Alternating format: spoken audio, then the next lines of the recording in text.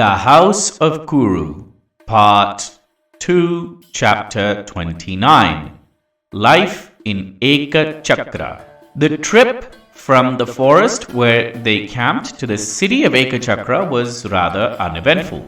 After a long trek from the forest where they dwelled in peace, they finally reached the city of Ekachakra. The city of Ekachakra was full of small brick houses with thatched roofs. The lanes and passageways were all well planned. As soon as the sons of Pandu with their mother entered the gates of the city, they noticed something rather odd. A large cart full of food, pulled with 2 oxen, was present in front of a house. And all the inhabitants of the house were sobbing, and a young lady was crying uncontrollably with a child on her left hand. The child was also sobbing.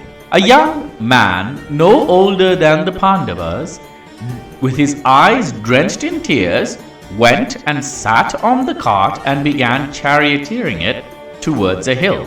Not wanting to raise any suspicion, the sons of Pandu walked past the house and began looking for the house of Ubhayar, as instructed by the sage Vyasa. Soon enough, they approached the house where the Brahmana dwells, and Kunti approached the head of the house. "Dear Brahmana, we, just like you, are wandering members of the priestly class," lied Kunti. "Before we continue our wandering, we wish to dwell in your household. And in return, we will provide some assistance with your household chores," said Kunti. And the Brahmana smiled.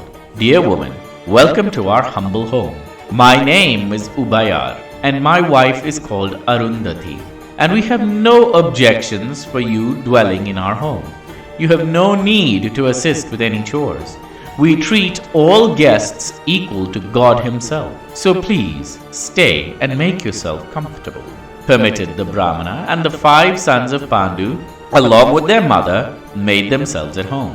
Though Ubhayar and his family of 4 did not request anything, the Pandavas found ways to help out in any way they could. During the morning, they would go house to house begging for alms or leftovers, and in the evening they would split their food into 2 halves. One half would go to Bhima, and the other half would go to the remaining sons of Pandu and Kunti. Every night, Bhima's stomach would grumble in the middle of the night, waking him and Kunti, as the food obtained from begging was never enough. Kunti suffered the pang of guilt with each of Bhima's stomach grumbles, but she bore this pain patiently, as she knew of the prophecy given by the sage. Every morning, the sons of Pandu would go house to house begging for food, and in some houses they were treated with respect and honor, but in other houses they faced verbal abuse and insult. "You have the body of a gargantuan monkey. Should you not make yourself useful to society? What good will begging do you?" yelled a householder as he refused to provide them with food. Bhima's temper was quite capricious, and he crushed the clay pot in his hand which contained that day's food, and both Yudhishthira and Arjuna had to work hard to keep their cover of innocent members of the priestly class in case Bhima decided to uproot the entire village and throw it down. That night, all the sons of Pandu slept with hunger as the begging bowl was broken by the bare hands of Bhimasena. Over the course of a week, the Pandavas had a number of days when they slept with little food, as Bhima struggled to contain his rage as insults were hurled at him. One night, Yudhishthira approached his mother and said, "Mother, I feel we must leave Bhimasena here with you, instead of taking him with us, for he does not take well to the insults and humiliation that we bear. I fear there may be a day when he will be deprived of his senses due to rage, and could cause a devastation." And Kunti nodded, struggling to hold back the tears. It's never a pleasant moment to hear her children being insulted and abused. So the routine began once more, but this time Bhimasena was left at home to help Kunti with her duties. Bhima still proved to be useful as he pulled stiff weeds and uprooted wild trees from the Brahmana's garden. Every day from then on, the sons of Pandu would leave Bhima with Kunti in the house of Ubhayar and once more bear the insults hurled at them as they went from house to house begging for food. Unfortunately, without Bhima, one less pot was filled, meaning one less portion of food. In time, all the sons of Pandu began to look frail, and even the mighty Bhima started showing signs of poverty. His cheekbones began to show, much to the agony of their mother Kunti. Living off the land in the forest ensured that the sons of Pandu would find food, either in the form of a deer or a boar, or forage the fruits and berries within the forest. But begging gave no such certainty. If fate was sympathetic, they ate well that night, or else they slept hungry. One morning, the sons of Pandu left early, leaving Bhima and Kunti once more in the house of the Brahmana. And as the day progressed, Kunti could hear sobbing and wailing coming from the inner chamber of the house. The sobbing was clearly that of adults, but she could not ascertain the reason as to why. Trying to respect their privacy, but also curious, she beckoned Bhima. Bhima, something is wrong in the house of our host. This man who has taken us in, treated us with respect and provided us shelter, seems to be in some form of misery. We have lived happily under his roof as we begin our begging from his home. It will be propitious and in line with virtue if we help him in his time of need, said the Princess Kunti. Bhima nodded in agreement. Let us find out what his misery is, and I will do my best to remove it, said Bhima. Just as they were conversing, another loud wail was heard by the woman of the house, and Kunti, now too curious, decided to eavesdrop on the conversation. Oh, foolish woman, I have told you for so many years, let us leave this horrid city. When I repeatedly asked to leave, you insisted upon staying, giving silly excuses such as, I was born here, I grew old here, this is my father's house, and all our relatives are living here. But now we are faced with a terrible calamity. Is living with all these relatives worth this misery? Perhaps it is time for me to die. I cannot live a crippled life with you or anyone dear to me gone. If I go alone, our children will surely die for want of a good protector. What shall I do? It is best that all of us perish together, sobbed Ubhayar the Brahmana. The wife replied, I have been a good wife to you, and I have done my duty by bearing you a daughter and a son. You are able, and I am not, to bring up and protect our children. So let me go. With you gone, men will eye me like hungry dogs eye a piece of flesh. It is best for the wife to end her life before the husband. A widowed woman is easy prey to the wicked and dishonest people. Therefore, I shall grow, and you can bring up our children once I am gone. Take another wife and live a good life. Make me glad with your blessing, and I will depart this very instant, said the wife. And hearing her words, Ubhayar tenderly embraced his wife and wailed piteously like a small child. When he found his words, he sobbed and said, What kind of married man sacrifices his wife? The first duty of a married man is to protect his wife and children. Indeed, I would be considered a pitiful sinner if I lived after giving up you to the rakshasa. And he lamented once more. As soon as Bhima heard the words rakshasa, his eyes widened, and Kunti leaned in to listen more intently. The Brahmana's daughter then approached her father. Dear father, I have just the solution to your calamity. Let me go to the rakshasa. A woman without a guardian becomes prey for wicked people, who will drag her hither and thither.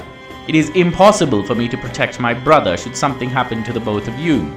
Therefore, reason dictates that I should be the one to be sacrificed, as both I and this little baby brother of mine will soon perish in this harsh world. If the whole family can be saved by my death, then what a glorious death mine will be, said the daughter, and everyone began wailing loudly. Just then, a little boy, no older than a baby, rose up and took a stick of firewood and, brandishing it about, said loudly, "Father, mother, fear not. I shall kill this rakshasa with this stick," and made swift movements in the air as though he was using it like a sword. The parents of the boy smiled, and for a moment there was a little merriment, but it was short-lived, and once more the family drowned in sorrows. It was at this time Kunti approached the sobbing Brahmana and inquired about the root cause of their sorrow. "Dear Ubhayar, I could not help overhearing your pleas and lamentations. Is there some way which I can be of service? Is there something I can do to alleviate your burden or misery?" asked Kunti. "Dear mother, this is a sorrow far beyond your aid. We have willingly and foolishly fallen into this folly, knowing well about the dangers of living in this city. We lived in blissful ignorance. Today we pay for the sins of this ignorance," said Ubhayar, and Kunti began to get the feeling that he was unwilling to tell them the root cause of his misery. As soon as he finished his words, he burst into tears once more. Kunti felt sorry for the man, and she desired even more to help him. And as the man was struck down with sorrow, his wife approached Kunti. "Dear mother, this is a sorrow far beyond your aid. There is a cave near the center of this city on a hill, inhabited by a cruel cannibal called Vakasura. Vaka delights in human flesh and death. He forcibly seized this city from the king, who fled with his army to the city of Vyasa when his army was no match for this cannibal," said the wife of the Brahmana. And the second Kunti heard the words Vaka, she began listening intently, and Bhima too was able to eavesdrop, though just barely, to the conversation. The cannibal would arise from his cave whenever he desired and slaughter innocent women, children, and men, not distincting from the aged or the disabled, and gorge himself in a bloodbath of human flesh. Messengers from nearby villages mentioned that the cannibal had erased several villages in this manner, and in order for our village to sustain itself, a few members of our village etched a terrible contract with this monster. Once every week, a cartload of food filled with rice, meat, cheese, and curdled milk with intoxicating liquor will be sent by a human being chosen at random from each house. The cannibal will eat everything, including the human and the two bulls which pulled the cart, and will send the empty cart down the hill. In turn, the Rakshasa will not harm any other citizen in the city. This was the curse our city had to bear from the day this contract was agreed upon. We should have left this city the day we heard of this agreement, but my desire to be with my relatives and parents clouded my judgment. Now we have raised our children like pigs for slaughter. No hero has been able to defeat this monster, though many have tried, and a large sum of dravina is awarded to any man, woman, or being to slaughter this horrible Rakshasa, but no one has yet claimed the prize," finished the wife of the Brahmana. By now, Ubhayar managed to gain some composure and approached Kunti. "Mother, our legitimate king is unable to protect us. The foolish coward fled to a nearby kingdom and is in hiding. The citizens of a king who is weak must not marry and beget children. A happy wife with good culture and filial love is only possible under the rule of a virtuous, powerful, strong king. Wife, wealth, and progeny are not safe if the king is not powerful enough to protect his subjects. Long have we witnessed the sorrow of our neighbors as they sent their sons, daughters, brothers, sisters, or fathers and mothers to the hands of this vile creature, and we foolishly believed our day will not arrive. But alas, today it has. Tomorrow I will go. I only pray that the great god Mahavishnu watches over our family once I am gone, finished the Brahmana. Then the wife wailed piteously once more, and Kunti left quickly to Bhimasena. Bhima, the doer of mighty deeds, nodded vehemently, and Kunti understood that he too had eavesdropped on their conversation. She then approached the Brahmana, who was hugging his baby son, muttering some prayers to the god Mahavishnu. He once more looked at Kunti and smiled, then said, "I will leave before the sun rises, mother. It was wonderful to serve you," he said, and Kunti shook her head. "You will do no such thing. You cannot go with a wife and 2 children, one of which is just a baby," said Kunti. "You do not understand the ways of our village, mother. We must send someone, else the Rakshasa will kill hundreds of our citizens. Our entire family will come to shame," said the Brahmana. "I did not say that you will not send anyone. I have 5 sons. I will send one of mine," said Kunti. The Brahmana outright refused. "No, you are our guest. If you send your son, the whole world will speak ill of me. They say I charged a life for providing you with shelter. I have already made up my mind. I will go." "Thank you, mother," said the Brahmana. And now Kunti, though impressed with the Brahmana's resolve, insisted, "Do not fear, Brahmana. My son is endowed with superhuman strength, derived from holy spells and incantations. No creature can best him. I have seen him kill many other Rakshasas and cannibals, but you must keep this a secret, or else he will lose all his powers," said Kunti. After a few hours of convincing and parading the Brahmin's children in front of their father, the Brahmana finally relented, and Bhima's joy knew no bounds. "The lions of earth! The lords of the world! How miserable it is to hear that my ancestors traversed the land as beggars!" exclaimed the king Janamejaya. "Yes, my king, such is the will of fate. For one day you are the crown prince of an empire, and the next you are begging house to house in search of food. Always be humble, my lord, for humility is a virtue," said Vaishampayana, and King Janamejaya nodded in agreement. "Tell me more, mighty Guru. What happened to Bhima? Did he slay Vaka?" asked the king Janamejaya, and the Guru continued.